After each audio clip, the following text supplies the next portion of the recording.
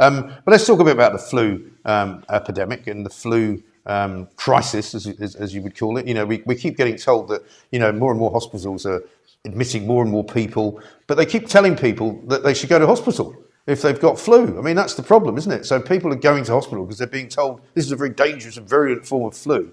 The actual figures, the actual numbers, when you think of the number of hospitals that we've got, don't suggest there's a crisis to me at all, does it? No, so what's happened this year, and if you track the flu virus, so we have some health monitoring across the country, it's kind of started a little bit earlier than what we've seen in previous years. So we hear some comparisons then comparing how many people are in hospital with the flu this week, say, compared to the same week a year earlier, because it's coming a little bit earlier. But there's no evidence to suggest, you know, it's going to be for a very, very long time. People are saying, you know, the numbers in hospital are significantly higher than this time last year.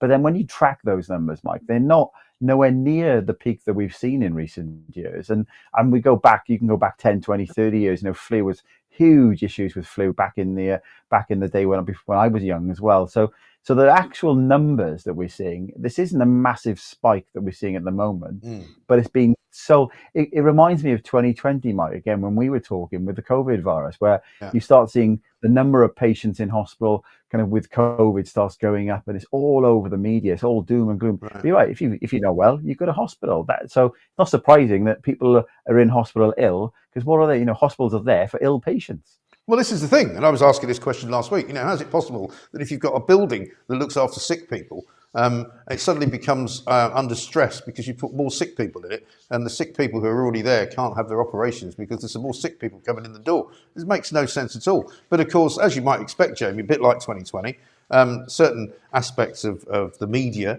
and certain places inside Parliament have got all these bozos talking about putting masks on and taking precautions and, you know, not going out and, you know, social distancing and all that sort of cobblers, right? And Kate Garraway on Good Morning Britain just last week actually said, should we not be getting kids to put masks on in schools? Check this out. We've been talking about it this morning, flu and the spike in the number of cases. I'm sure maybe you've had it yourself, or you certainly, I'm sure, know someone that's either got it or recovering from it.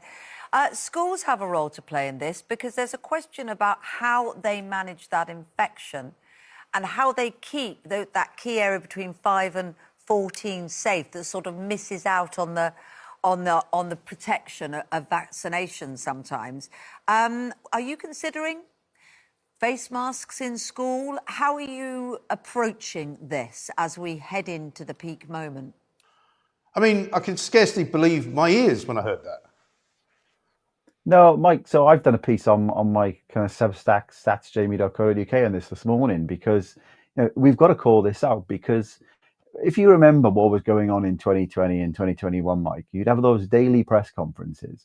And how many times did you see like Laura Kuenssberg and Robert Peston?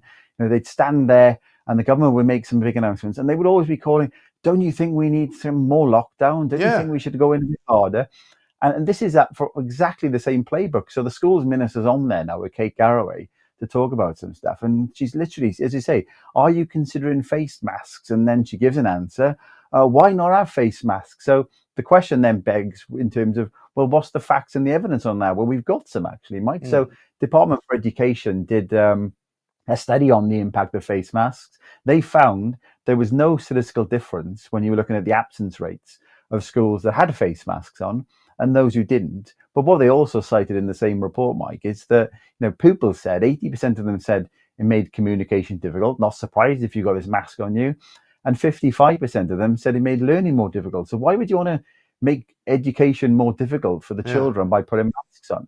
And, you know, that clip that you showed there, Mike, just, it's like they're goading and making the government look weak and bad if they don't put masks on. But you've got to look at what's the facts and the evidence on this, Mike. So, you know, it's right to call this out. It's good that you're calling it out, Mike, because, you know, some common sense we need on this, not let's muzzle all the children in schools again. You'd think they would have learned, wouldn't you? But who could forget? Do you remember that famous picture of Keir Starmer who's sitting outside on like a picnic table, and he had that ridiculous sort of helmet on his head? Do you remember? It was like he had sort of a visor that came down like that. And then some people were wearing visors with a mask on as well. But we'll show you that picture as well, because, I mean, that sort of summed everything up. He's sitting outside, right, in the open air, talking to some people who were sitting, 3 feet away from him, and he's got this ridiculous visor on, like some kind of, knight in not so shining armor.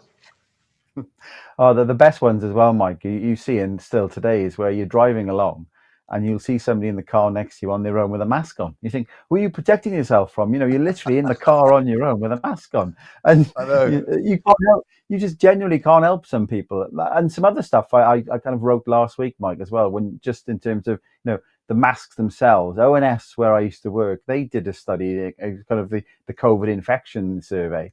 They looked at basically what was the chance of having a positive COVID test for people who always wore masks and those who never wore masks. Yeah. And again, there was no statistical difference between the two. And right. So when these politicians are being goaded by journalists to do things, we've got to keep coming back to what's the facts and the evidence. Maybe during the pandemic, it was a little bit thin on the ground because we didn't have this thing, but we've got plenty of it now, Mike. Kate Garraway pushing for masks in class. It was awful at the time, Mike. I know you, fair play, you was one of the ones, common sense, calling this out right at the time. Yeah. And it's good to be calling it out again, Mike, because that's definitely a road this government does not want to go down. And again, I said earlier on, I don't always agree with Wes Streeting, and I give him a bit of praise here. I'm going to praise the schools minister on this one from the Labour Party as well, Mike. She didn't rise to it and say that's something we'll look at. I think they'll kick that one well into the long grass. Yeah, well, let's hope so. Jamie, good to talk to you. Great to see you. Have a great Christmas if we don't talk to you again. And we'll see a brand new year, brand new shows. It's all going to be happening. 2026 is going to be a belter.